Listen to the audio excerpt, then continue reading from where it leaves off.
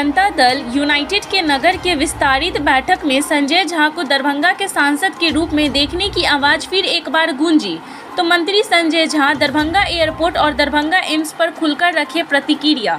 दरभंगा जिला के वार्ड संख्या 29 मोहल्ला सराय सतार खान के जनता दल यूनाइटेड की विस्तारित बैठक का आयोजन किया गया। कार्यकर्ता सम्मेलन को संबोधित करते हुए कई स्थानीय नेता ने मंत्री संजय झा को दरभंगा के सांसद के रूप में देखने की बात भी की।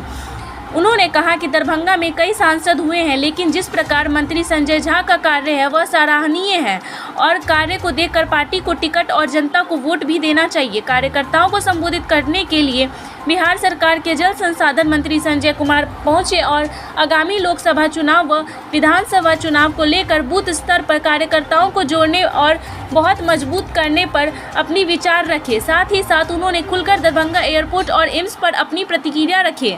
उन्होंने कहा कि बिहार के दरभंगा जिला में एयरपोर्ट का निर्माण हो यह मुख्यमंत्री जी की इच्छा थी। उन्होंने एयरपोर्ट का निर्माण भी करवाया और लगभग 1 साल हो चुका है। दरभंगा एयरपोर्ट को विस्तारित करने के लिए जमीन दे दी गई थी, लेकिन केंद्र सरकार की ओर से कार्य नहीं प्रारंभ किया गया है। उन्होंने आगे कहा कि दरभंगा में एम्स का निर्माण हो, इसके लिए कोई राजनीतिक दल या गैर राजनीतिक दल धरना या अनशन नहीं कर रहे थे।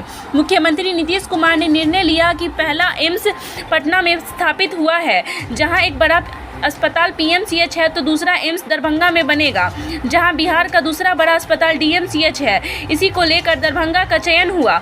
एम्स के लिए भूमि भी आवंटित करवाया गया, लेकिन केंद्र सरकार की टीम ने इसे एम्स निर्माण के लिए अनफिट घोषित कर दिया। उसके बाद दरभंगा के सांसद गोपाल जी ठाकुर और बीजेपी के नेता एम्स को लेकर अनशन करने लगे, जो कहीं से भी उचित नहीं था, क्योंकि बिहार सरकार एम्स के निर्माण के लिए भूमि के साथ साथ मिट्टीकरण के लिए टेंडर भी कर दिया है। लेकिन बिहार सरकार जब एनओसी के लिए रुकी है, जैसे ही एनओसी आता है उसके बाद एम्स की भूमि पर मिट्टीकरण के साथ साथ कई प्रकार का काम भी प्रारंभ होगा। इसके लिए बीजेपी को लोगों को दरभंगा में नहीं बल्कि दिल्ली में जाकर अनशन करना चाहिए और वहां से एनओसी लेकर आना चाहिए था। और ये धरना किसके खिलाफ था ये तो पता ही नहीं। किसके खिलाफ धरना था? बिहार सरकार तो जमीन दे चुकी है और केंद्र सरकार के स्वास्थ्य विभाग ने उसको रिजेक्ट कर दिया आकर के।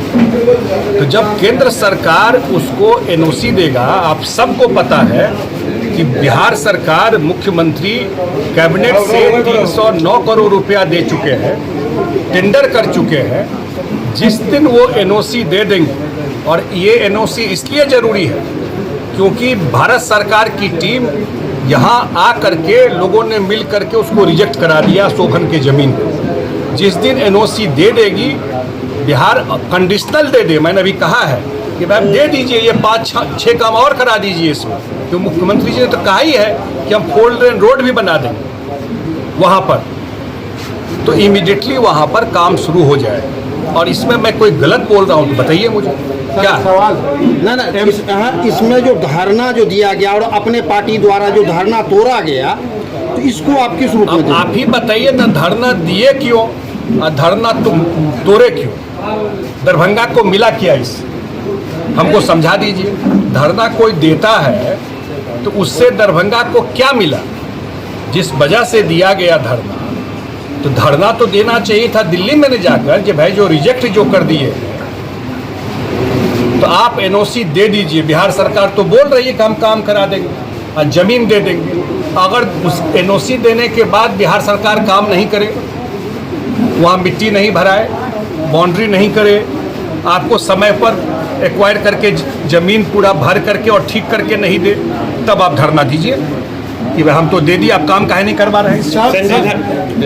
सर, बिहार एक हमारे संजय झा को चुने, अगर पार्टी उनको मौका देती है तो हम सभी कार्यकर्ता दिल तन मन धन से उनके साथ हैं और रहेंगे, ताकि हमारा दरभंगा भी एक विकास की जगह बन जाए। दरभंगा का भी जिस तरह से नाम है वो चमकता हुआ सितारा बन जाए। अब आगे हम चुनाव लड़ावे, जनता तो तैयार बैठी हुई है, जनता कहीं जाने वाली नहीं है, जनता मन बना ली है। बिहार के 40 से 40 सीट पर महागठबंधन के उम्मीदवार जितने काम करेंगे।